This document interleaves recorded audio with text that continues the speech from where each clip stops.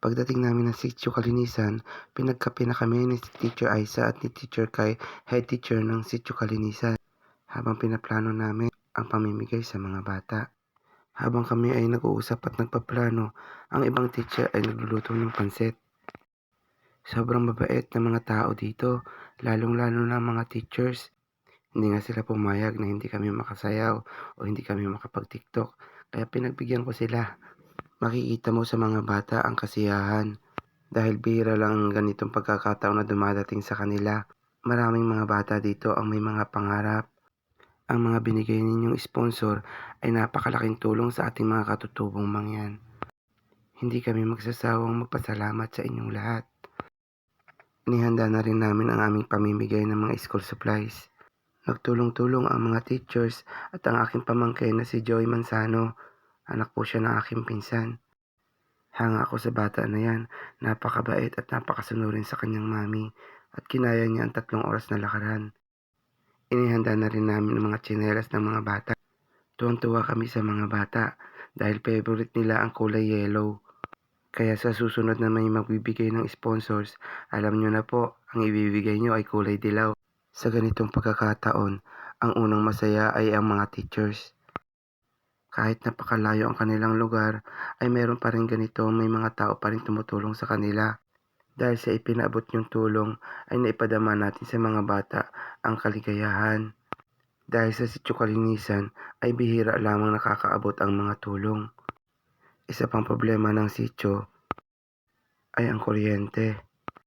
Meron silang solar system, pero sira na yung battery. Para gumana ang solar system, ay kailangan ng 3 battery.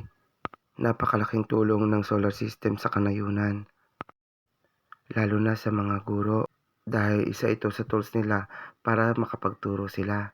Sobrang hanga din ako sa mga bata dahil napakatagal ng oras ang kanilang hinintay. Sa bandang ito, nagpray na rin si Teacher George. Pinasalamatan lahat ng mga biyaya na galing sa inyo. Hahanga ka sa mga teachers kasi meron silang program bago namin ipamimigay sa mga bata. Panoorin po natin ang kanilang inihanda.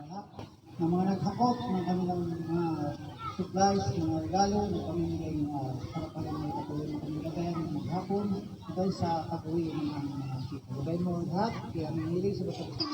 Nagsalita na rin si Teacher Kai, ang head teacher ng Sitio Kalinisan Elementary School. Magpapaabot ng kasiyahan sa atin, lalong-lalo na sa inyo.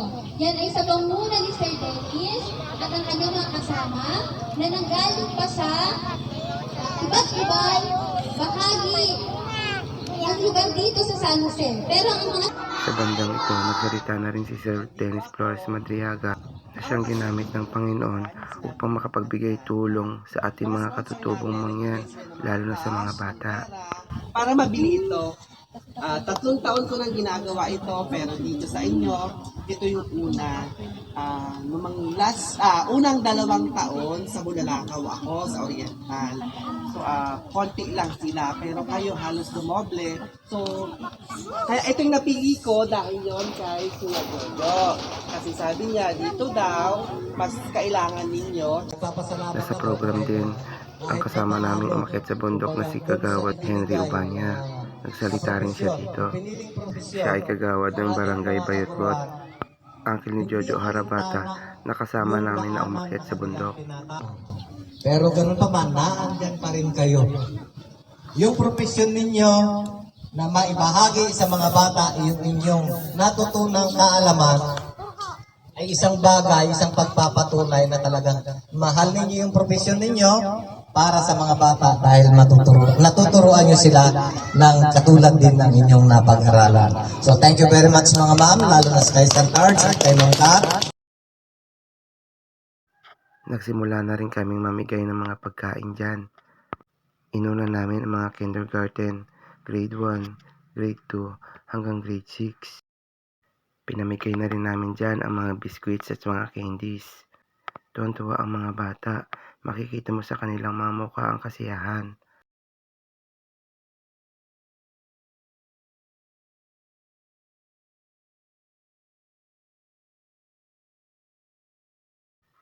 Pinapili na rin namin sila ng kanilang mga tsinelas. Unang-una, matutuwa ka sa mga bata dahil favorite talaga nila ang color yellow. May isa pang ang bata, hindi niya sinuot ang kanyang tsinelas. Hawak-hawak niya at sabi meron pa raw siyang tsinelas na suot. Sa bandang ito, ipinamigay na rin namin ang school supplies na galing po sa inyo. Maraming salamat po. Malaking tulong to sa mga bata. Makikita mo dyan ang kanilang kasiyahan. Hindi kami magsasawang pasalamat sa inyong lahat. Habang ine-edit ko ang video na to, ay hindi ko maiwasang tumulong ang aking luha. Sa kabila ng kahirapan, matyaga silang nag-aaral upang makatapos ng kanilang pag-aaral. Meron ding mga bata na meron sa buhay pero ayaw mag-aral, ayaw magsumikap sa pag-aaral. Sa mga sponsors at kay Sir Dennis Flores Madriaga, maraming salamat po sa inyo. Huwag kayong magsasawang tumulong sa mga bata, magbigay ng tulong sa kanila. Kahit napakalayo ang kanilang lugar, ay ipadama natin ang ating pagmamahal sa kanila. Bago man tayo mawala sa mundong ito, ay nakagawa tayo ng kabutihan sa kapwa. Maaalala nila tayo sa mga ginawa nating kabutihan. Paulit-ulit kong sinasabi, piliin natin maging masaya at gumawa ng kabutihan sa kapwa natin.